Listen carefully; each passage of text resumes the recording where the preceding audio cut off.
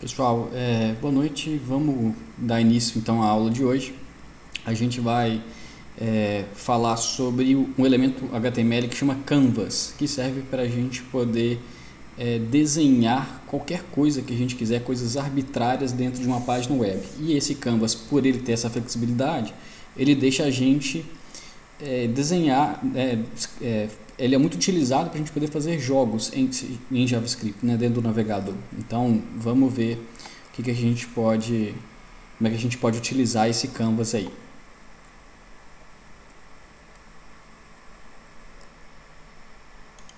Vou compartilhar minha tela.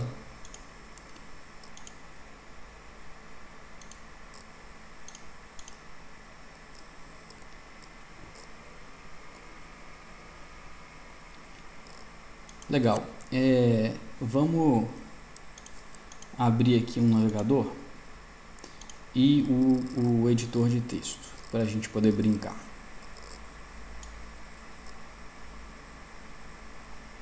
Bom,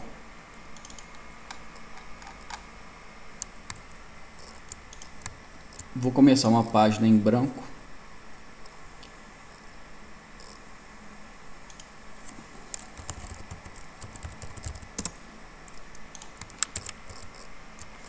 Legal. E aí, o que nós vamos fazer aqui? É uma página HTML.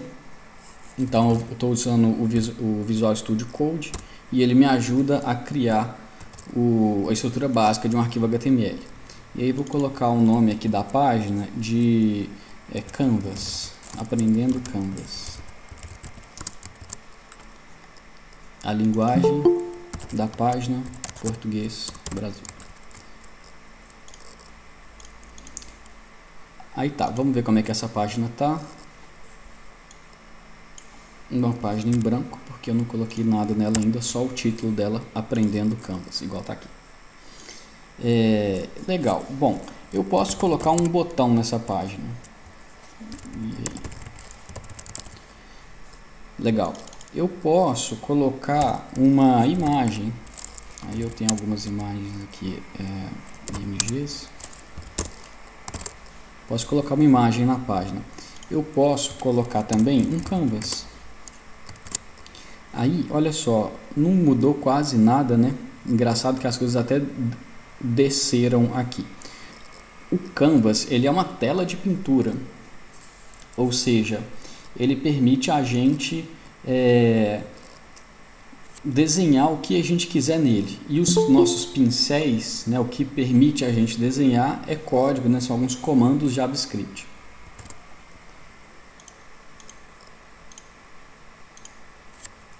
Então tá, para a gente poder visualizar esse canvas, eu vou fazer um truque aqui que é o seguinte. Eu vou criar um código CSS, só que vai poder falar simplesmente que esse canvas tem uma borda vermelha. Só para a gente enxergar ele. Aí olha só, o canvas então, ele está aqui. O que eu posso fazer com esse canvas? Bom, vou tirar aqui o botão, vou tirar a imagem. Primeira coisa que eu posso fazer, sei lá, não gostei da largura dele, eu queria que ele ficasse maior aqui. Aí vou colocar aqui uma largura de, sei lá, 700 e uma altura de, não sei, 280. Aí já ficou maiorzinho, tá me incomodando que ele não está centralizado. Para eu centralizar o canvas, eu tenho que falar que ele tem, que ele se mostra, né? Ele é exibido como um bloco. Só que além disso, eu tenho que falar que ele tem uma margem à esquerda automática e uma margem à direita automática. Aí agora o navegador distribuiu o espaço que estava sobrando aqui dos dois lados. Legal. Temos o canvas então, né, uma folha de papel em branco para a gente poder desenhar. E como eu tenho falado, a gente consegue desenhar no canvas via JavaScript. Eu não posso colocar nada aqui dentro, ó. Abriu e fechou o canvas, vou lá e coloco alguma coisa, repara, não apareceu nada. Tá? Eu posso colocar um botão aqui dentro, mas ele não vai aparecer. Posso colocar uma imagem aqui dentro. mas ela não apareceu, tá? Então o Canvas, ele é um elemento, né? Ele é uma tela de pintura. Eu não posso colocar nada dentro dele via HTML, mas eu posso sim via JavaScript. Aí, como eu tenho que interagir com esse Canvas via JavaScript, eu vou dar um nome para ele, né? E o jeito HTML de dar nome é atribuir um identificador. Então eu vou chamar esse Canvas aqui, sei lá, de game, de jogo. Foi jogo em português. Legal. Aí agora vamos começar a escrever um códigozinho JavaScript para poder interagir com esse cara. Como eu quero interagir com ele, eu vou pegar a referência. Então, como é que eu pego a referência? Document.querySelector. E aí eu passo qual que é o ID, né? Eu passo um seletor CSS. Como é um ID, começa com hashtag. E aí o nome do ID aqui. Legal. Eu quero trazer isso para uma variável. Let canvas element é igual a isso. Legal.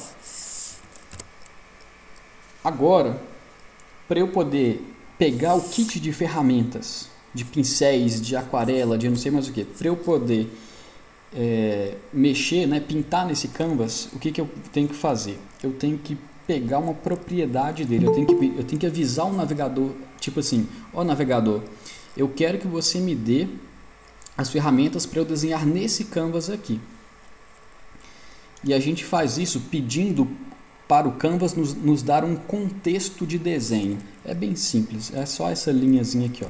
Let, vou criar uma variável que chama ctx, que é o padrão que a gente usa. Ctx vem de contexto. Então, let context é igual a canvas element.getContext. E aí eu tenho que passar aqui como parâmetro qual que é o tipo de contexto, qual que é o kit de ferramentas que eu quero para desenhar nesse canvas. O kit padrão, ele chama 2D. E é o que a gente vai utilizar aqui. Mas existe um kit de ferramentas bem mais avançado, digamos assim, que é para a gente poder desenhar, né? Permite a gente desenhar coisas em 3D e tal. Então é possível você fazer um jogo em 3D sem problema nenhum dentro do navegador. Basta você pedir para o Canvas as ferramentas para você criar um jogo 3D. No caso, a gente colocaria assim, ó, WebGL. Mas como eu quero, né, 2D, vamos ficar desse jeito aqui, porque as ferramentas são completamente diferentes, tá? O que a gente vai ver para 2D aqui é bem interessante, mas se for fazer para 3D é completamente diferente, tá? E se for ver em 3D também não consegue fazer 2D, tá? Então, vamos escolher uma e a gente vai adiante. Pessoal que entrou, eu tô sem câmera no Google Meet, mas tem como lá, porque eu tô só com uma câmera aqui, aí ela está sendo usada para o YouTube, tá? Só que lá no YouTube vocês estão vendo simplesmente a minha tela, mais a minha carinha, né, num cantinho aqui da imagem. Aí vocês podem ficar no Google Meet ou no YouTube, não tem problema nenhum. Eu vou tentar ler as perguntas que estão nos dois, no chat dos dois. Só que quem quiser participar perguntando, né, falando, aí tem que ser no Google Meet mesmo. Voltando aqui. Legal, então eu peguei as minhas ferramentas e elas estão armazenadas nessa variável aqui, context. Legal, então agora eu já posso desenhar alguma coisa. Então eu vou fazer assim, ó, context.fillRect. Aí, olha só que legal, gente, o VS Code, que é o editor de texto que eu estou usando, ele entende de Canvas e ele está querendo me ajudar. Na hora que eu digitei context.fillRect, ele já está me mostrando quais são os 4 parâmetros que eu tenho que passar para essa função, para esse método. O primeiro parâmetro é o x, e ele é um número, ou seja, é a posição de onde eu quero desenhar um quadrado, ou um retângulo no caso. Vou colocar aqui na posição 20, x. Aí a posição y, vou colocar ela como, sei lá, 50. Largura eu vou colocar 100 e a altura eu vou colocar 100 também. Como é que eu sei que W é largura e H é altura? Isso é prática, né? Porque, mas tipo assim, como que eu adquiri essa prática? Vou mostrar para vocês já. Olha só, salvei o código e aí apareceu um quadrado. Esse quadrado ele tem o x igual a 20, ou seja, a distância aqui ó, é de 20 pixels. Ele tem um y igual a 50, então a distância de cima para baixo é 50. E ele tem uma largura e uma altura de 100. Agora eu quero mostrar para vocês como é que eu sei esses parâmetros, né, além dessa ajuda que o VS Code me deu. Eu vou pegar aqui no Google mesmo e vou digitar fillRect, que é o nome aqui do método, Canvas. Aí olha só, o primeiro resultado é um resultado muito bom, no caso aqui, que é a documentação das funções JavaScript da empresa que cria o Firefox, né, que é a Mozilla Foundation. Vou clicar aqui, e aí tem até em português, mas tem algumas páginas aqui da documentação que está só em inglês, mas aí a gente tenta traduz se precisar, né, no caso. Bom, aí ele está me explicando, olha só. O método fillRect da API do Canvas desenha um retângulo preenchido na posição XY e o tamanho é definido pela width, ou largura, e pela height, altura. Aí está mostrando aqui os 4 parâmetros. Aqui explica direitinho o que é cada um. E embaixo tem exemplos. Tá? Então, olha só, esse quadrado aqui, ó, ele foi desenhado como verde. Por que ele foi desenhado como verde? Reparem que na função de desenhar um retângulo, a gente não especifica uma cor. Como que o Canvas funciona? A gente fala que ele é uma máquina de estados. É tipo assim, como eu não especifiquei cor nenhuma, o próprio Canvas ele já guardava para ele qual que era a cor atual. E aí quando você manda desenhar alguma coisa, ele vai desenhar com a cor atual. Ele não te pergunta qual que é a cor que você quer que eu desenhe. Ele desenha com a cor atual. Se você quiser que ele use uma outra cor, a gente tem que instruir ele. Fala assim, tipo assim, Canvas, agora a sua cor atual é verde. Desenha. Aí ele vai desenhar com a cor atual, que no caso é verde. O jeito da gente falar para ele qual que é a cor atual é context.fillStyle, e aí a gente passa uma cor. Essa cor pode ser nome como green. Salvei aqui. Ó, coloquei um ponto e vírgula aqui no lugar errado. Ficou verdinho. Eu posso colocar essa cor também, né, como black, que era o que já estava, blue, outros nomes de cores, né? Tem uma que eu acho muito legal, adoro ela, é a azul da flor do milho, cornflower blue. É um tom de azul muito bonito e o nome da cor é muito divertido. Tem forest green, tem mais um monte, tá? Mas eu posso também colocar uma cor em hexadecimal, igual a gente faz normalmente com CSS mesmo. Então, sei lá, 339966. Posso colocar aqui um tom de cinza, aqui, ó, sei lá, DDDDD, um tom de cinza. Um preto quase, né, bem escuro, um tom de cinza bem escuro. Vai ser um 2222222. E daí vai, tá? FF. Então eu posso fazer, né, especificar uma cor dessa forma. Posso especificar também de outra forma, que é o jeito válido em CSS também, que é usando RGB. Então eu poderia colocar aqui 100, 200, 255. O que é esse RGB, né? Quanto de vermelho, red, quanto de green, verde, quanto de blue, azul. 255 é 100% de intensidade azul. Por isso que eu pus esse número aqui. Legal. Mas eu posso querer também desenhar esse retângulo ou quadrado, que quer que seja, não preenchido, mas só o contorno dele. Como que eu faço isso? Eu tenho aqui no contexto uma outra função que chama strokeRect. Stroke em inglês é contorno. Aí, olha só, eu vou colocar aqui na posição 120 no X. Aí ele desenhou 120, não, vamos colocar um 140 para dar um espacinho.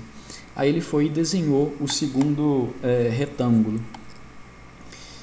Só que com qual cor que ele desenhou? Bom, ele usou com a cor atual para desenhar contornos. Como que eu defino essa cor? Context.stroke_color. Vou colocar aqui um vermelho, dark red, um vermelho escuro. Não existe isso. Vou colocar um yellow. Uai, não deu. Ah, desculpa, não é stroke color, é stroke style. Isso. Só que o yellow, ele é muito clarinho, tem um tom de amarelo que é tipo mais próximo de ouro, que acho que é dark golden rod. Isso. Legal. Então já temos aqui, né, como desenhar quadrados. Mas quadrados são chatos, retângulos também são chatos. Vamos colocar aqui, para a gente ver que dá para fazer retângulo. Vou colocar esse segundo aqui com a largura de 200. Vamos desenhar uma linha agora, tá? Para a gente desenhar uma linha, a gente vai utilizar um negócio do Canvas que é um caminho. A gente define um caminho e esse caminho pode ter vários pontos. Uma linha tem 2 pontos, né? O ponto inicial e o ponto final. Mas eu posso desenhar várias linhas, por exemplo, se eu for falando tipo assim, vários pontos. Eu posso também fazer um polígono com isso, fazer uma estrela, sei lá, um pentágono. Eu posso fazer, sei lá, um círculo também. Vamos ver como é que funciona isso. Ó, para eu fazer para eu desenhar um caminho, eu tenho que fazer assim, ó, context.begin path. Então, iniciar um caminho, ou abrir um caminho. E aí, eu vou fazer o seguinte. Eu vou falar assim, ó, para a gente desenhar o caminho, a gente tem que imaginar que é como se a gente tivesse controlando uma caneta num papel.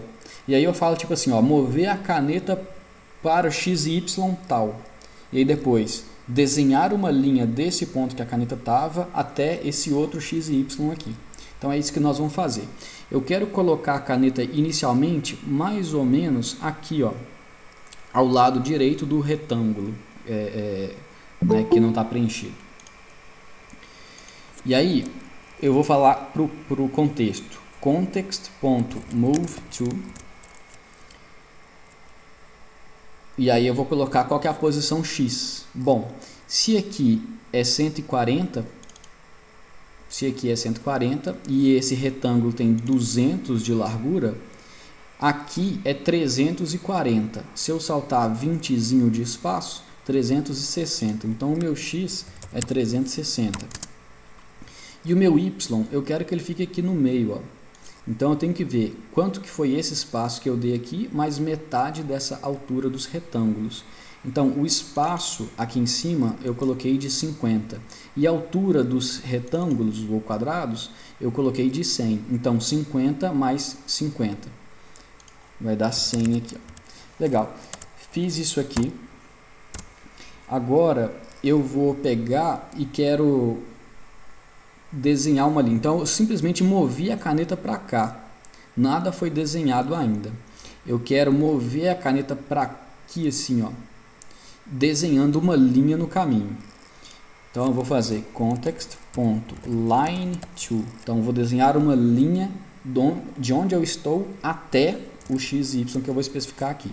Então eu vou colocar aqui o x 400 e o y 50. Aí, até agora, salvei, mas não apareceu nada ainda. Por quê? Eu tenho que falar que eu só defini o caminho ainda, que é o path. Então, eu tenho que fechar o caminho, .close path.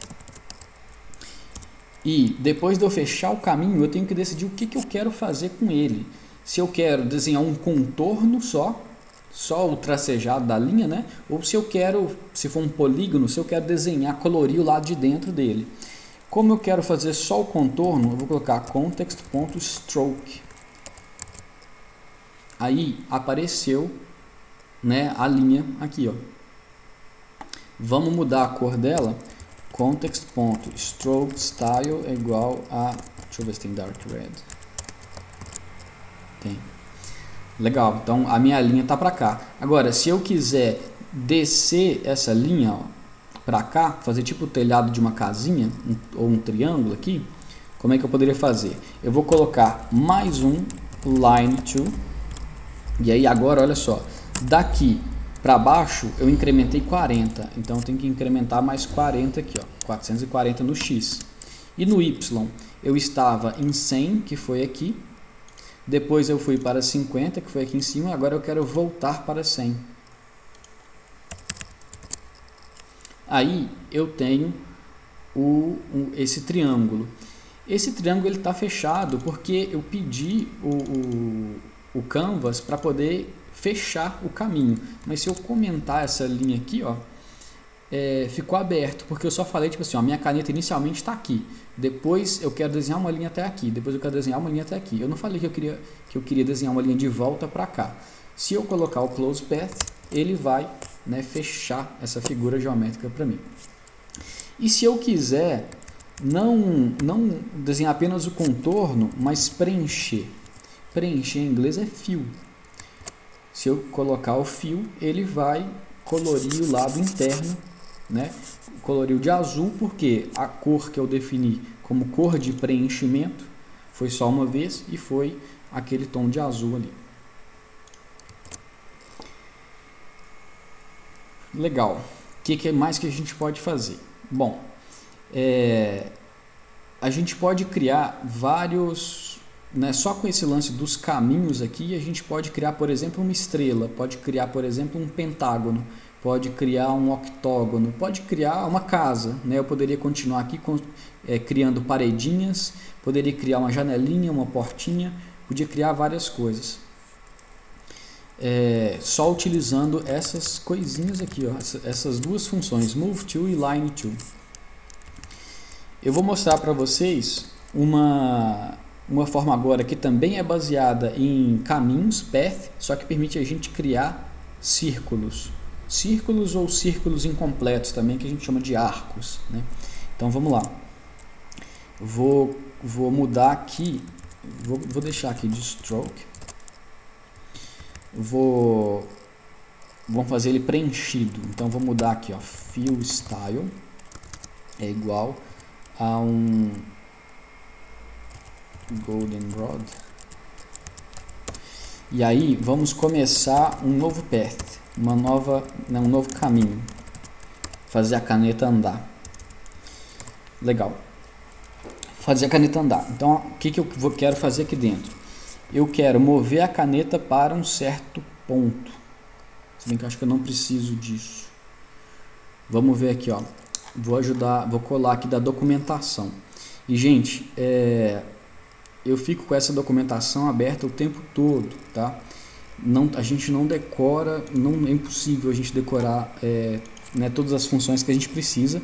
E o certo é a gente estar, né, consultando o tempo todo. Então vamos dar uma olhada aqui, ó. Eu estou lá no site da MDN, poderia consultar na Google também, né, que muito provavelmente ia cair aqui também. O nome da função, eu me lembro, é arc. O arc, ele coloca um arco circular, né, dentro do path. Aqui está em inglês e não tem português, então a gente vai ter que conviver com isso, mas mesmo assim está bem tranquilo. Olha só, a função arc, ela recebe o x e o y desse arco, vamos entender como círculo, qual que é o raio do círculo, qual que é o ângulo inicial e o ângulo final. Então, se é um círculo, o ângulo inicial é 0 e o ângulo final é 360 graus, e um último parâmetro aqui que ele é opcional, que a gente não precisa nem importar com ele no momento não, ele define se é para desenhar em sentido horário ou anti-horário, mas ele é opcional, vamos esquentar a cabeça com ele não. Legal, então vamos chamar essa função, ó. Eu vou colocar context.arc, e aí, primeiro parâmetro, x, vamos tentar ver aqui, ó, eu quero desenhar esse círculo aqui assim, ó, mais ou menos. Vamos ver qual que vai ter que ser o valor de x para ele. Olha só, o x dessa pontinha aqui do triângulo foi 440. Se eu quiser dar um espacinho de 20 igual dele nos outros, então vai ser 460. O y do círculo, ele é o y do centro do círculo. Então, então o x está errado também.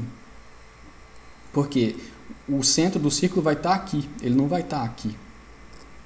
Mas de toda forma, vamos fazer errado para a gente ver errado e depois a gente corrige. Legal.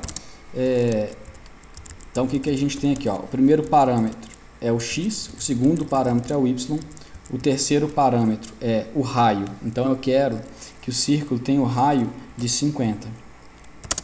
E aí eu falo qual que é o ângulo inicial e o ângulo final. O ângulo inicial, 0. O ângulo final, 360. Só que, se a gente ler a documentação, quando a gente especifica o ângulo inicial e o ângulo final do círculo ou do arco, ele quer que a gente especifique em radiano, não em graus. 360 é o círculo inteiro, só que em graus, né? Então, quanto que seria 360 em radianos? Π, né, vezes 2. 2π. Legal. Então, chamei aqui um círculo. Só que agora, o que eu preciso fazer? Eu preciso falar se eu quero preencher ou se eu quero contornar apenas. Então, vamos preencher ele. Aí, olha só. Errei em duas coisas aqui. Tanto errei para especificar o x e o y do centro do círculo. Olha só.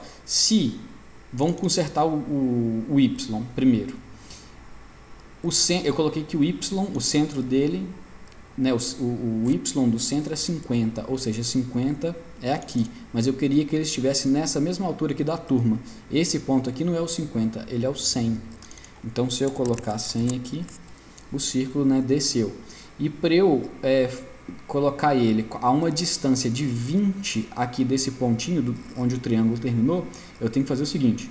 O triângulo terminou em 460. Eu quero espaço de 20, mas eu tenho que dar o espaço de 50. Por que 50? Porque o círculo tem raio 50. Se eu salvar aqui, agora a gente tem, né, o espacinho de 20 que ficou até... Ah, tá. Na verdade, aqui seria 440. Né? Então, eu vou fazer essa soma aqui de uma vez. Então, eu tenho 70 mais 4, vai dar 510. Legal. Se eu colocar, em vez de fio... eu posso colocar isso aqui também. Ó, em vez de colocar só fio, eu posso colocar stroke também.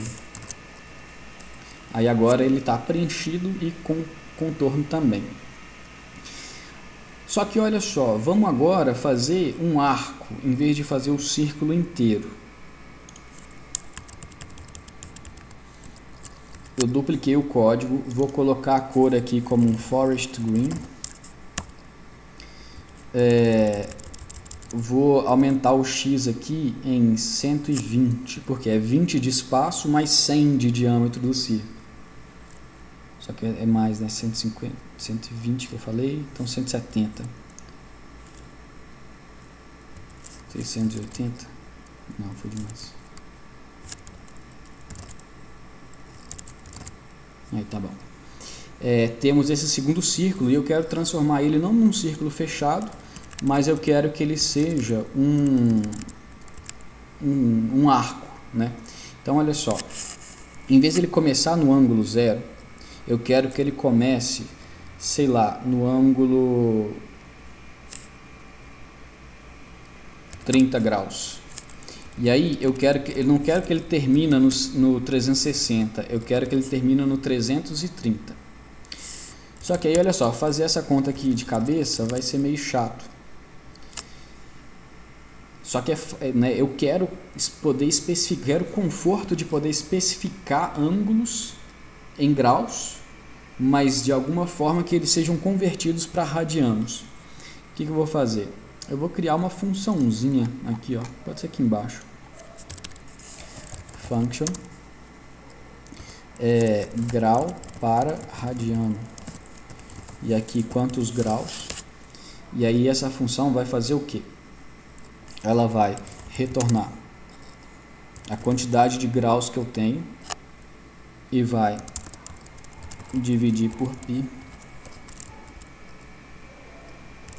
Desculpa, vai dividir por 360 e multiplicar por π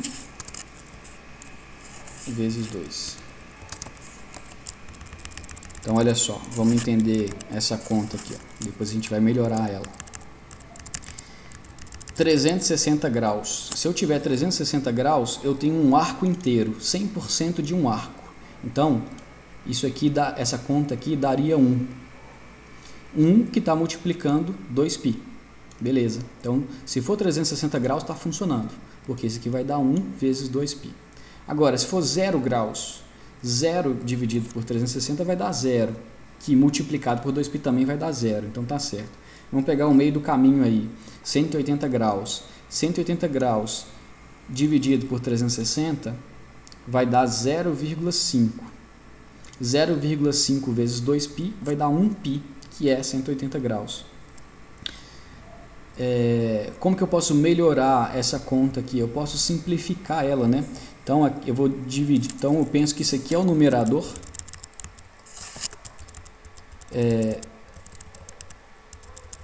Né? Então como é que eu poderia fazer essa conta aqui? Ó? Posso fazer assim, ó, 2 vezes math.pi vezes graus dividido por 360. E aí eu posso simplificar esse 2 aqui, ó, dividir o numerador por 2 e dividir o denominador por 2 também. Legal. E esses parênteses aqui ficaram a mais, eu posso tirá-los também. Então, agora eu tenho o conforto de poder chamar essa função. Então, se aqui eu queria 360 graus, eu vou escrever 360. Se aqui eu queria 30 graus, eu vou escrever 30. E aqui 330. Legal. Funcionou para o primeiro círculo e funcionou também para o segundo arco, tá? Só que ficou meio feio, né? Porque em vez de começar aqui do ângulo 0 e ir fazendo a circunferência toda, ele começou dos 30 graus e interrompeu aqui nos 330 graus. O que está legal é o que eu pedi de fato. Mas olha só o que a gente pode fazer de interessante. Eu ainda estou com o meu caminho aberto. Eu não chamei close path. Aí eu posso pegar e mover a caneta. Tá? Então posso fazer o seguinte, ó. Line to. Eu vou para a posição x e y do centro do círculo. Então, assim que ele terminou de desenhar, ele foi para o centro do círculo e só. Aí olha só que coisa sensacional que a gente fez. Então, o que ele fez? Ele começou, na verdade, parece que ele começou a desenhar aqui de baixo, ó. Então ele veio no sentido horário, né? Então ele veio, desenhou, né, 30 graus aqui e aí terminou no 330, terminou aqui. Aí eu falei, ó, beleza, agora eu quero que você desenhe uma linha para o centro do círculo. Ele foi lá e desenhou. E aí quando ele foi preencher, né, esse espaço aqui da boquinha do Pac-Man ficou para fora. Se eu colocar o close path, context.close path, aí ele terminou de fechar aqui e voltou para o início, né? Então ficou com um contorno aqui na parte de baixo da boquinha também. Se eu quiser colocar um olhinho no Pac-Man, aí você pode colocar desenhar um círculo aqui nessa posição também. E tem várias outras coisas, gente. Eu vou colocar como material complementar dessa aula, mas a gente não consegue, né? Não tem tempo para ver tudo. Um tutorial daqui da MDN sobre Canvas. Deixa eu ver se eu consigo. Canvas Tutorial. Aqui tem muita coisa, né? Então tem a primeira página aqui, que é do uso básico, que está ensinando como é que funciona e tal. Depois, como desenhar formas geométricas. Aí ele está mostrando as funções que eu mostrei e tal. Está mostrando o Begin Path, Stroke, Fill. E aí ele mostra também como desenhar nos arcos aqui. Mas um negócio que eu não vou mostrar, mas se vocês quiserem ver também, são as curvas, tá? Então, se você quer desenhar, né, uma coisa que não é um círculo, e você não vai fazer com retas, mas sim com curvas, aí você pode utilizar né, as curvas quadráticas, por exemplo, que, né, convido vocês a darem uma olhada lá como fazer. Então tem muita função, tem até esse exemplo aqui que é fantástico, que fizeram, né, uns mini cenáriozinho do Pac-Man, até com o fantasminha lá. Legal. Agora vamos fazer uma coisa aqui. Eu vou diminuir um pouco aqui e eu vou ignorar isso aqui. Eu vou fazer assim, ó. Eu quero limpar meu canvas aqui para eu escrever outro código, desenhar outras coisas. Então eu vou colocar, como é que eu faço isso aqui do jeito fácil? Eu vou desativar esse script aqui, ó, desativado. Aí, beleza. Eu escrevi desativado, mas eu poderia ter escrito isso aqui que ia dar um erro lá na página, né? Da mesma forma, aí esse código JavaScript aqui simplesmente não foi executado. Desativado. Legal, então vamos criar outro script para a gente poder desenhar outras coisas. Bom, vou copiar isso aqui, porque né, eu vou precisar disso aqui de toda forma.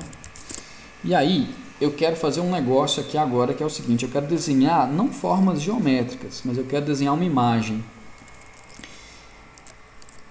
Eu tenho uma imagem aqui no meu projeto, tem 3 imagens. Eu quero essa aqui, ó, slime parado, que é esse bichinho aqui, ó. Então eu quero essa imagem. Legal. O context, ele tem a função drawImage. E essa função drawImage, ela recebe 3 parâmetros. O primeiro parâmetro é a imagem, o segundo parâmetro é um x e o terceiro é o y, onde eu quero desenhar. O x e y, vamos colocar aqui, chutando aqui, sei lá, 50, 50.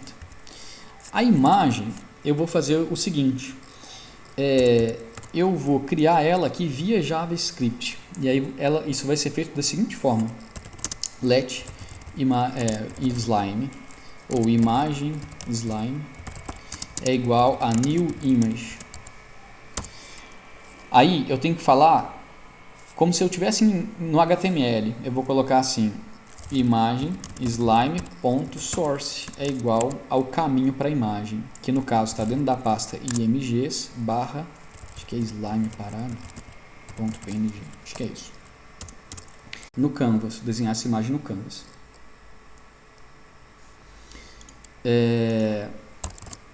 Aí eu tenho o resultado aqui que eu quero, que é a imagenzinha aparecendo. Uma outra coisa, a função drawImage, ela recebe esses 3 parâmetros, mas eu posso passar outros 2 parâmetros também. Reparem o seguinte, aqui no VS Code, que está me ajudando a lembrar das coisas, ele está falando que essa função tem 3 variações. Essa aqui, que ela recebe uma imagem, depois o número x, depois o número y, é a que eu estou usando. Mas se eu clicar nessa setinha, eu posso ver a segunda variação. Nela, a função drawImage recebe uma imagem, mas depois um x, um y, depois uma largura da imagem e uma altura da imagem. Então eu posso passar aqui mais 2 parâmetros. Se eu quiser que o slime fique maiorzinho, eu posso colocar ele com 128 por 128 de largura. Talvez, não sei se vai dar para ver, mas ele ficou meio borrado, tá? Isso é uma coisa que o Canvas faz quando a gente aumenta as imagens. Se você quiser fazer um jogo, alguma coisa que é pixel artzinho, que você quer ver o quadradinho de cada pixel, você não quer que fique borrado desse jeito, aí você pode colocar uma regra CSS no seu Canvas. Uma regra não, né? Usar uma propriedade para o seu Canvas que chama Image Rendering, com um valor pixelado. Aí não melhorou muito não, mas melhorou alguma coisa aqui. Deixa eu ver que isso é disso. É esse pixelated mesmo.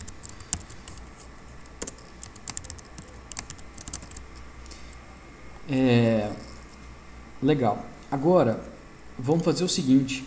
Seria muito legal se a gente conseguisse controlar a posição x e y, ou pelo menos a x, sei lá, controlar a posição do slime com o mouse, por exemplo. Como que a gente faria isso?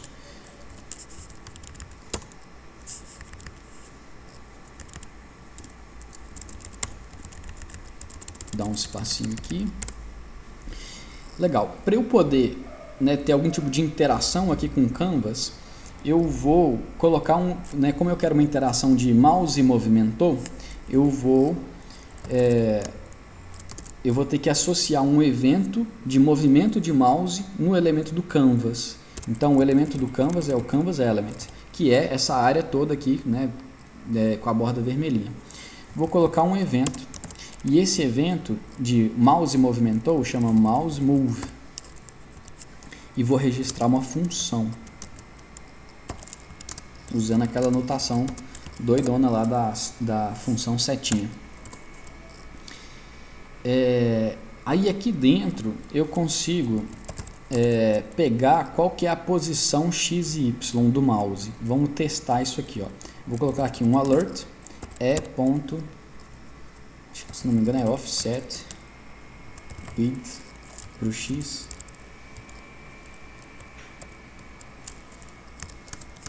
Vamos tentar colocar só o X por enquanto. Não é isso não. Legal, gente. Esqueci, tá? Como que eu vou descobrir isso aqui, tá? Vou utilizar as ferramentas do navegador. Abrir aqui a ferramenta do navegador e eu vou inspecionar o código. Então eu estou aqui no código index.html. Eu vou colocar um breakpoint aqui na linha 32. O que é isso aqui que eu estou fazendo? Eu estou vendo o código fonte da minha página, porque eu estou aqui nessa aba que chama Sources de código fonte. Quando eu cliquei aqui na linha número 32, a minha intenção é que quando o programa for executar essa linha, eu quero que ele não execute, ele interrompa a execução, para ele me deixar inspecionar o valor das variáveis e tal. Então, beleza, fiz isso aqui, ó. Aí agora eu vou colocar o mouse em cima do Canvas. E aí o programa paralisou. Vou aumentar aqui um pouco, porque está meio pequeno.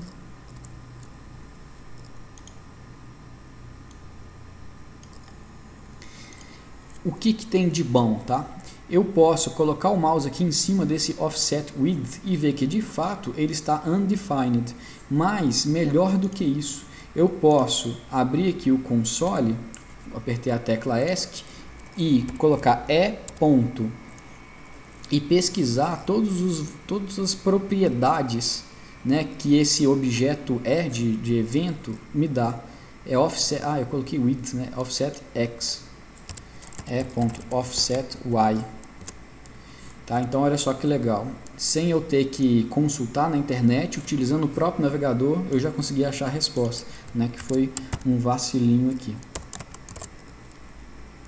Aí para eu poder, como é que funciona aqui, ó, o programa ainda está parado nesse momento, e aí eu tenho esses botões aqui, ó, vários botões. Os principais são este aqui e este aqui.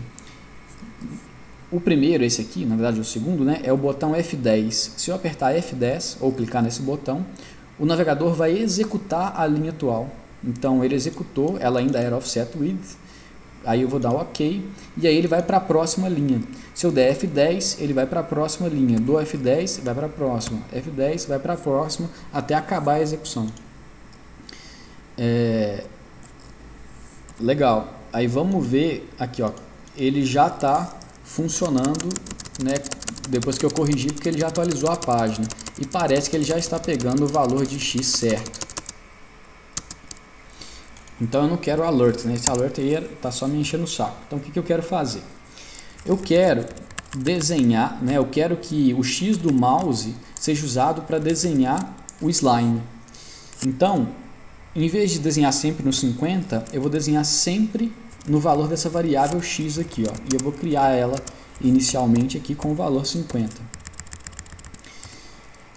Aí, quando eu tiver aqui dentro, né, o mouse movimentou, essa função aqui ela é chamada, e eu vou colocar que o X agora é igual a e.offsetx. Não mudou nada. Não mudou nada, tá? Por quê? quantas vezes eu desenhei a minha imagem.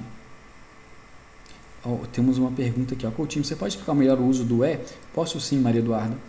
Esse a gente costuma dar o nome só de mas tem gente que coloca assim, EVT, tem gente que coloca evento.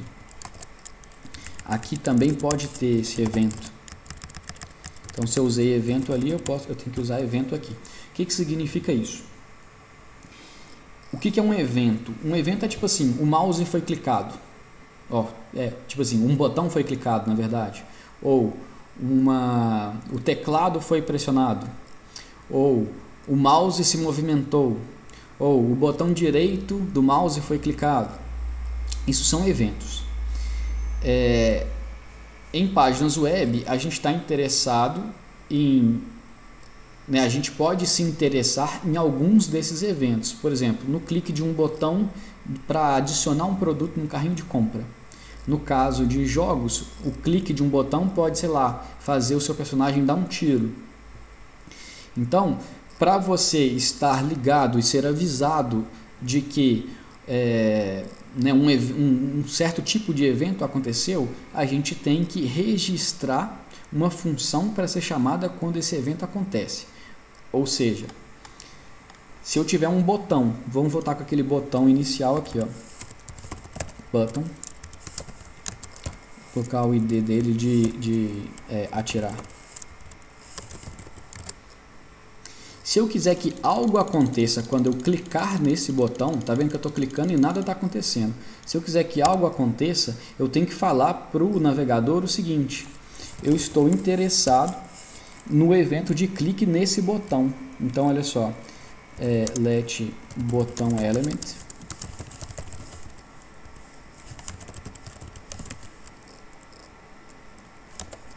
atirar. E aí eu tenho que falar, beleza, botão element, ponto. Eu quero registrar uma função para ser chamada no evento de clique. Poderia ser também double click, que aí quando eu desse 2 cliques no botão, esse evento ia ser acionado. Mas eu quero só um clique. E aí, beleza, o evento é de clique. E o que eu quero que aconteça quando esse evento for disparado? Vou dar aquela mensagenzinha aqui, alert, atirou.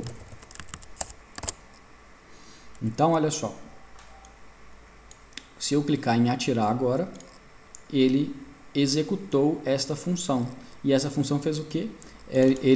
Ela simplesmente deu essa mensagenzinha aqui de atirou. O que é esse parâmetro, que a gente pode dar o nome de evento, eu costumo dar o nome só de O que ele significa? Bom, esse evento que aconteceu, aqui no caso é um evento de clique, ele pode ter informações associadas a esse evento. Por exemplo, se eu quiser saber em que posição do botão houve o clique, se foi lá no 00 do botão, se foi no meio do botão, se foi do lado direito, eu posso, digamos, perguntar, consultar esse objeto, evento, porque ele vai conter alguma propriedade que informa qual que foi o X do clique, o X e o Y desse clique nesse botão. Tá? Então, tem hora que a gente precisa dessa informação, tem hora que não precisa. Se a minha intenção aqui é simplesmente mostrar uma mensagem que é sempre a mesma, eu não preciso de saber onde que foi clicado. Agora, se eu quiser falar, tipo assim, atirou na posição X igual a e.offsetx. Aí eu vou precisar desse objeto que tem dados sobre este evento.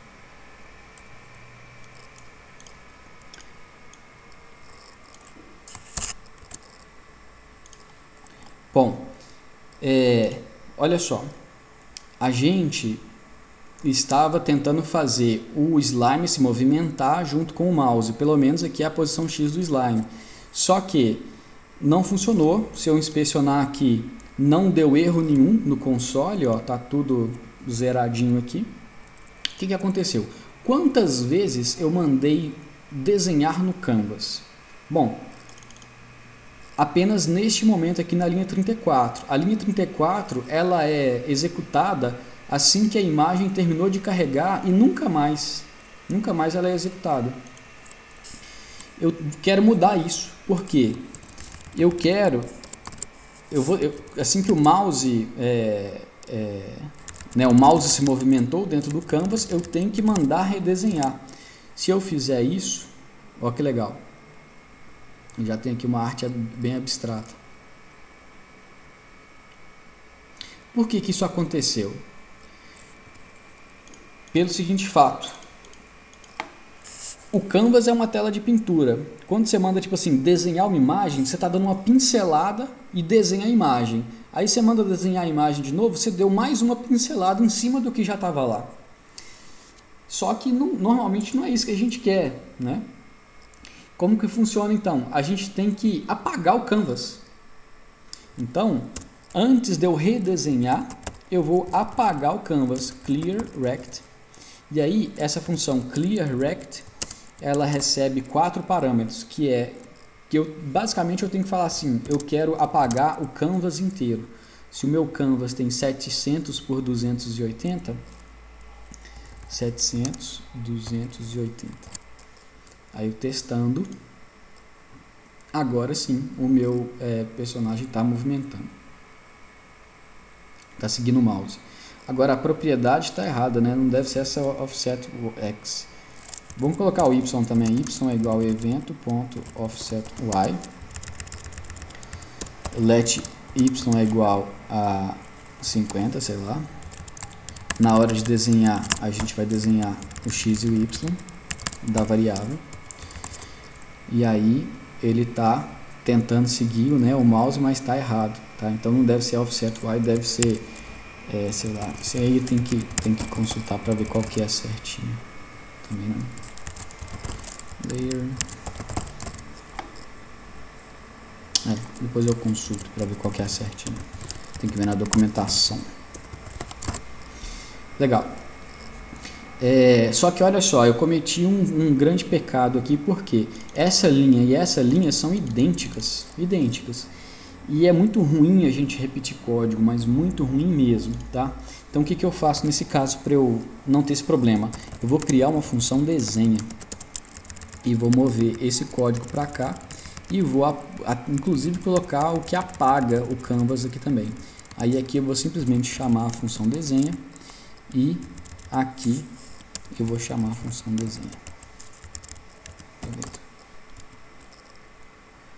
Legal, melhorou já.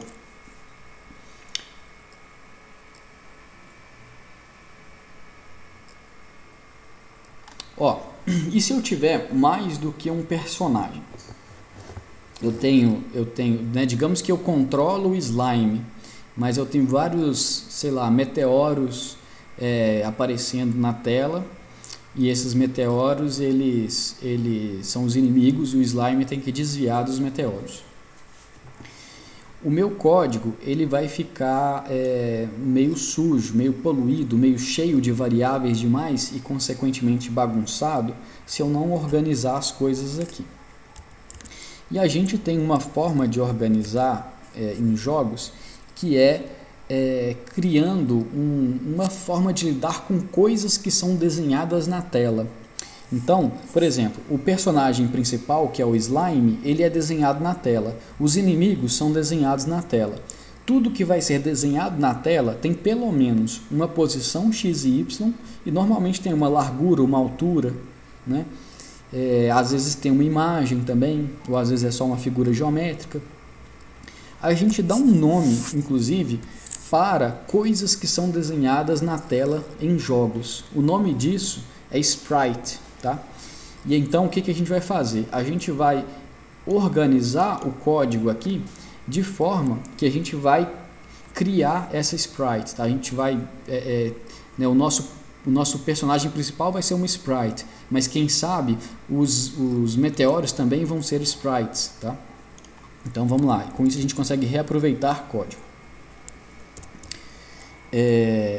Para eu criar uma sprite, eu vou fazer igual a gente fez na aula passada, que a gente criou uma classe. Então aqui no caso eu vou criar uma classe sprite.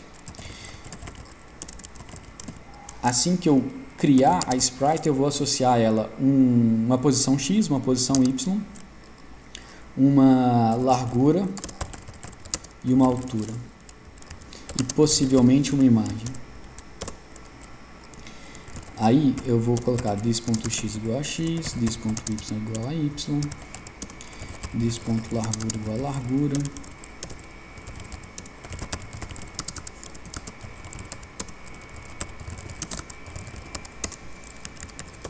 legal.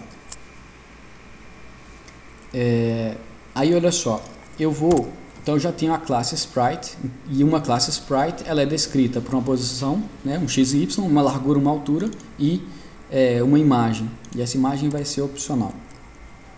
Então eu vou criar uma variável que é o slime. O slime vai ser uma nova sprite. E aí, olha o visual, no editor de texto me ajudando. Qual que é o primeiro argumento? É o x. O segundo, y. Depois largura, altura e imagem. Então, qual que é o x? 50, 50. Aí depois altura e largura. Ele está com 128. 128. 128. Legal. E a imagem é a imagem slime. Legal. Então aí eu não vou precisar mais disso aqui. Então tem a minha sprite. Quando eu for definir aqui, vai ser o slime.x é igual à posição do mouse, slime.y é a posição do mouse. E na hora de desenhar, é o seguinte. Eu vou colocar aqui na sprite, na classe sprite, um método que chama desenha. Esse método desenha vai receber o contexto do canvas, porque ele vai precisar chamar o drawImage. O drawImage, lembrando, né, primeiro ele recebe a imagem, depois ele recebe a posição x, depois ele recebe a posição y, depois ele, se eu tiver, né, a segunda versão dele, ele recebe a largura, depois a altura. Legal, então a própria sprite sabe se desenhar. E isso é muito importante quando a gente tem códigos que que começam a ficar mais complexos. Aí a gente precisa muito que eles sejam organizados.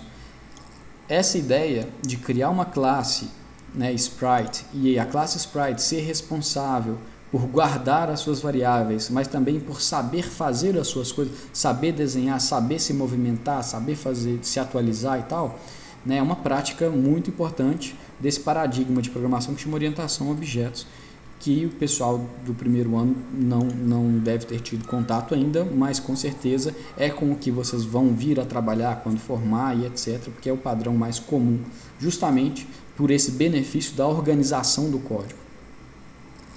Legal, então a própria sprite sabe se desenhar. Aí, o que eu vou fazer aqui nessa função desenha geral? Essa função desenha geral, ela está desenhando o jogo inteiro. Tá? Então vou até mudar o nome dela para desenha jogo. Desenha jogo. Aí aqui dentro, né, dentro da desenha jogo, eu vou ter que apagar a tela toda. Beleza, apaguei. E agora eu vou pegar o meu slime, que é um sprite, e vou chamar desenha. O slime, desenhe-se. Você é quem melhor sabe como se desenhar. Aí eu salvei, era para ter dado certo, mas deu errado. Ah, já sei por quê. Deu um erro aqui, ó. Ele está falando assim, ó, não, olha só que interessante, gente, é sempre muito importante a gente aprender a ler os erros, porque os erros são horríveis, mas existe uma forma da gente se acostumar com essa horripilância, tá? Olha só o que ele está falando aqui, ó. Primeiro, que o erro aconteceu na linha 37. A linha 37 é essa aqui, ó. Essa linha aqui, ó. E ele está falando, não consigo ler a propriedade desenhar imagem de alguém que está indefinido. Bom, desenhar imagem é uma propriedade de alguém, tá? De quem? Eu coloquei quem.drawImage, coloquei context. Então esse erro está me falando que essa variável, esse parâmetro context está undefined. Eu nunca atribuí um valor para ele. Por que eu nunca atribuí o valor para ele? Porque quando eu chamei essa função, desenha. Eu esqueci de passar o context do Canvas. E o JavaScript ele tem isso de muito legal, porém às vezes perigoso, que é o seguinte: por mais que eu declarei essa função que ela recebe um parâmetro, eu posso chamar ela sem parâmetro. Só que se alguém lá dentro usa esse parâmetro, aí vai dar erro, né? Que é o caso que aconteceu aqui. Agora, como eu coloquei o parâmetro aqui, creio que vai funcionar.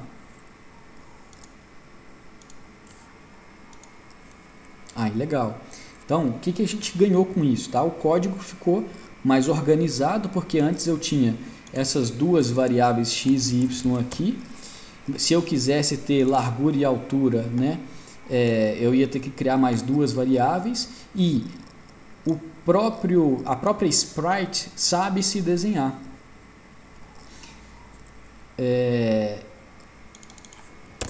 Então já ficou mais legal isso aqui, tá? Vamos agora criar uns meteoros aqui, sei lá. O meteoro também vai ser uma sprite, tá? Então, ó, vou criar um meteoro. New sprite. E aí ele vai estar na posição 500, 600, x 150, largura 20, altura 20, e imagem. Eu não tenho imagem de meteoro aqui não. Então eu poderia sim colocar nulo ou simplesmente não colocar nada. De novo, o JavaScript é muito louco. Isso, eu adoro isso, tá? A gente só tem que tomar cuidado e se acostumar. A função, né, para criar uma nova sprite, que é o construtor, ela espera receber 5 parâmetros, mas eu posso chamar ela com 4 parâmetros só. O que vai acontecer com o valor de imagem? Ele vai estar indefinido, undefined. Aí essa linha aqui vai continuar undefined, não vai ter problema. Só que quando eu mandar desenhar a imagem e eu passar um undefined aqui, ele vai dar um erro. Então o que eu faço? Na hora de desenhar, eu vou perguntar: esse this.imagem, ele é undefined? Se ele for undefined, esse if não vai ser executado. Se esse cara for indefinido, não vai entrar no if. Se ele for indefinido, o que quer dizer? Eu quero, sei lá, em vez de desenhar uma imagem, eu quero desenhar um quadrado só, tá? Então o que eu vou fazer? Context. Stroke rect. Aí qual que é o x do retângulo? É o this.x. Qual que é o y? This.y. Qual que é a largura? This.largura. E a altura. Legal. Então olha só, com a mesma classe sprite eu já estou conseguindo desenhar coisas do meu jogo que podem conter uma imagem ou pode não conter. Se não contiver a imagem, aí a ideia é que ele vai desenhar simplesmente um retângulo, um quadrado no lugar. E agora, o que eu preciso fazer? Eu criei o meteoro. Já salvei o código aqui, só que não apareceu o meteoro não. Por quê? Porque na função que desenha o jogo, eu estou só limpando a tela e desenhando o slime. Eu tenho que mandar desenhar o meteoro também. Context. Aí meu meteoro já apareceu lá, bem chatinho, parado, sem fazer nada, mas já apareceu. E se eu tiver 10 meteoros, tá? Porque você não vai querer ter um meteoro só. Então o que eu vou fazer aqui, ó? Eu não vou ter uma variável meteoro, eu vou ter uma lista de meteoros. E no início vai ser uma lista vazia. Aí depois eu vou colocar assim, ó, meteoros.push. Um novo meteoro. Vou colocar 3 meteoros. E aí com posições levemente diferentes, 190, 110, 620, 500. Aí deu erro porque eu esqueci de atualizar lá embaixo. Então, ó, eu não tenho mais meteoro, mas eu tenho um vetor, né, uma lista de meteoros. Então aqui eu não posso fazer isso aqui não, tá? O que eu tenho que fazer? Eu tenho que percorrer essa lista de meteoros e para cada eu vou desenhar. Vou chamar a função desenha. Então, vou fazer o for let i igual a 0, i menor que meteoros.length, ou seja, a quantidade de elementos no vetor meteoros, na lista, i mais mais. E aí aqui dentro eu vou pegar o meteoro de índice i, ou seja, né, o primeiro meteoro 0, depois o meteoro 1, depois o meteoro 2, e vou mandar ele se desenhar. Salvei aqui, esqueci aqui de colocar o S, aí pronto, os meteoros já estão desenhados em seus lugares. Uma nota aqui de rodapé, tá? Esse for aqui, ele é o for tradicional que tem basicamente todas as linguagens. Só que o JavaScript tem outros dois tipos de for também que eu prefiro muito mais, para ser sincero. Olha só esse for aqui, ó. Ele chama for off. For let meteoro off. Aí o nome da lista, meteoros. Aí o que eu faço? Meteoro.desenha contexto. Olha só, isso aqui e isso aqui fazem a mesma coisa. Só que aqui eu tenho que criar uma variável, né, que é um número inteiro, que vai começar de 0, vai até a quantidade. Aí eu tenho que iterar ela de 1 em 1 e tal. Tá? E aí, sei lá, se você tá aprendendo lógica de programação, você pode, tipo assim, será que começa de 0? Será que começa de 1? Esqueci. Será que é menor? Será que é menor igual? Né? Você pode esquecer dessas coisas. Como quase sempre que a gente está fazendo um for, a gente está querendo iterar em uma lista, o JavaScript criou essa versão do for aqui, ó. Nessa versão, você cria uma variável que vai ser, a cada iteração, a cada laço do for, essa variável vai conter quem é o elemento atual dessa lista, sem você ter que criar uma variável, né, inteira que vai servir de índice. Tá? Então tem essa versão aqui, né, que a gente pode utilizar. Eu prefiro muito ela em vez dessa. E tem uma outra também que aí é mais hipster, que segue um negócio que chama paradigma de programação funcional, que é o for each, que seria assim, ó. A minha lista chama meteoros, aí eu poderia colocar meteoros.for each, e isso é uma função. E aí essa função for each, ela vai ser chamada, isso é muito louco do JavaScript, tá, gente? Cabeças explodem nesse momento, para quem nunca mexeu ou tem experiência com outras linguagens, mas não com JavaScript, que é o seguinte: for each é uma função e ela recebe como parâmetro uma função. Meteoro. E essa função que você passou como parâmetro, ela vai ser chamada uma vez para cada elemento da lista, ou seja, para cada meteoro. E quando ela é chamada, ela recebe como parâmetro quem é o meteoro atual. Então, o que eu tenho que fazer com o meteoro atual? Meteoro.desenha contexto. Vou comentar aqui. E a gente tem que essa única linha aqui é equivalente a essas três aqui. Tá? Qual que você vai ter que usar? Qualquer um. Tá? Você usa o que você se sente mais confortável. Cada vez mais eu gosto mais de utilizar esse estilo de programação que chama funcional, mas essa versão aqui do for off já é excelente na minha opinião. Eu só tenho problemas porque eu acho muito burocrático e chato e suscetível a erros. Você tem que criar o for, né, uma variável i e iterando, etc, etc. Tá? Então, tanto faz qual dessas três você vai usar, todas funcionam. Legal. Bom, já estourei aqui o tempo. Qual que vai ser a atividade de hoje que eu não postei ainda lá no Moodle? A atividade de hoje ela é necessária para a atividade da semana que vem. Tá? Semana que vem vai ser uma continuação dessa atividade. O que eu quero fazer?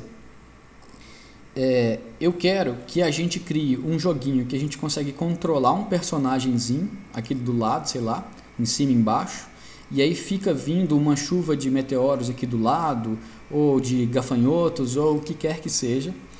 E se um inimigo encostar no personagem, perde uma vida ou morre. A gente vai fazer isso nessa semana e na próxima, tá? E também, se der tempo, a gente faz o personagem. Na hora que você clica, ele solta um tirinho, alguma coisa assim. Se der tempo, né? Aí o que a gente vai fazer dessa semana para a semana que vem de atividade? Eu quero que vocês criem os desenhos, tá? Eu não quero que vocês controlem o jogo, não precisa mexer com animação ainda, tá? Eu quero que vocês façam os desenhos. Por exemplo, o que vai ser o seu personagem? Aí vocês podem achar imagens ou desenhar, né, utilizando as formas geométricas que a gente viu. E os inimigos? Né, você pode achar uma imagem ou desenhar com formas geométricas. E o tiro do personagem? Você pode fazer o desenho lá com as formas geométricas ou achar uma imagem também. E o cenário? Vocês vão fazer isso também, tá? Então eu quero que vocês escrevam, né, criem uma página que tem um canvas e tem código JavaScript que está desenhando o cenário, o personagem principal, um tiro que esse personagem vai poder dar e uns 3 inimigos dentro de uma listinha igual a gente fez aqui, tá? Na semana que vem a gente vai ver 2 coisas principais, que são, primeiro, fazer animação aqui dentro. Então, por exemplo, você quer fazer as coisas se movimentarem e tal, isso aí a gente já fez semana passada, mas a gente vai ver também como é que faz no Canvas. Se você quiser que o seu personagem ele fique trocando a sua própria imagem, né, tipo assim, fica para ter uma animação como se fosse um GIF, vocês vão ver que a gente não pode utilizar GIF dentro do Canvas. Se eu mando desenhar um GIF dentro do Canvas, ele vai desenhar simplesmente o primeiro quadro, tá? Então a gente vai precisar ter uma forma diferente de fazer essa animação. A gente vai ver isso na semana que vem. Na verdade, eu estou pensando em mostrar isso até segunda-feira para vocês, caso vocês queiram fazer ainda nessa semana. E aí na semana que vem vocês vão ver o lance da animação e também um negócio que é muito interessante, que é o seguinte: como é que você faz para verificar se um inimigo encostou no seu personagem, tá? Isso chama detecção de colisão. E aí eu quero ver se a gente consegue fazer isso também na aula da semana que vem, né? Daqui 7 dias, quinta-feira. Bom, era isso que eu tinha para mostrar para vocês, gente. Eu vou tentar ficar mais um tempinho aqui depois que a gente desligar para poder enviar esse código aqui de alguma forma para vocês. E eu vou cadastrar a atividade lá também, que eu ainda não fiz, mas já está dado o enunciado aqui oralmente para vocês. Aí eu vou agora dar uma lida nas perguntas. Primeiro as do Google Meet.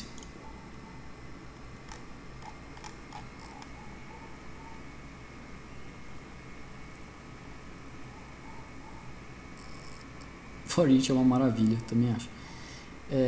Posso fazer as imagens em pixel art em algum site e baixar para colocar na prática? Pode, tranquilo. O Carlos está perguntando, vamos usar alguma biblioteca JavaScript para detectar colisão? Olha, nessa primeira e na segunda semana, nessa semana e na próxima, se a gente tiver tempo de fazer a detecção de colisão, a gente vai fazer na mão, tá? E eu vou mostrar para vocês como é que a gente faz. Agora, quando a gente for ver a Phaser, que é daqui a 2 semanas, a Phaser já faz isso tudo, né, de detecção de colisão. O Murilo está perguntando, vamos fazer tipo um Space Invaders, pelo que parece? Pode ser tipo um Space Invaders. Assim, a regra se você quiser, tipo assim, quero fazer um negócio meio diferente aqui, não tem problema, tá, gente? Nosso objetivo aqui não é seguir a especificação, o enunciado e tal, não. É aprender, né, aprender desenvolvimento de jogos, tá? Então, eu dou uma especificação que serve como um roteiro para vocês exercitarem o que a gente viu. Mas vocês podem exercitar de outra forma também, contanto que exercite. Dúvidas no microfone, gente?